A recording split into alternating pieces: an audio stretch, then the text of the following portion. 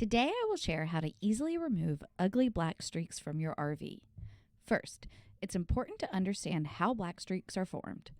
Black streaks on RVs are caused by water from rain or air conditioners running down the surface of the RV exterior. Any dirt or pollutants in the water are left behind and leave black streaks and stains on your camper. If you regularly clean your RV, removing black streaks will be super easy. Simply fill a bucket with soapy water. I use Dawn detergent for the soap.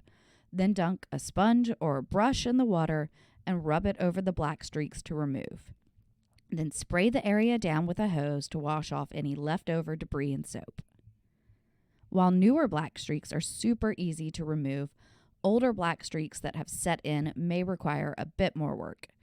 If you have black streaks that are not easily removed with soap and water, buy a bottle of Reliable One.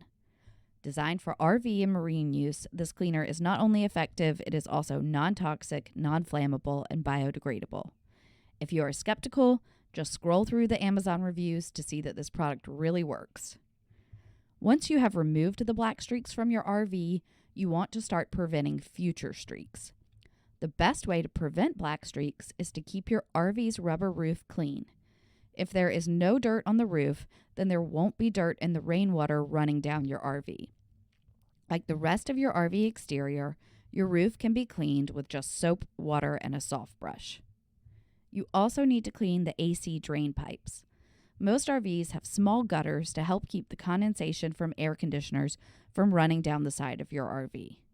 However, some of the air conditioner drips will still likely splash on the side of your RV. To keep dirt out of this water and prevent black streaks, regularly clean out these drain pipes. These small gutters can be cleaned with just a microfiber cloth, but a toothbrush can be used if there are stubborn spots. I hoped this helped you get your RV clean and shiny. Happy camping!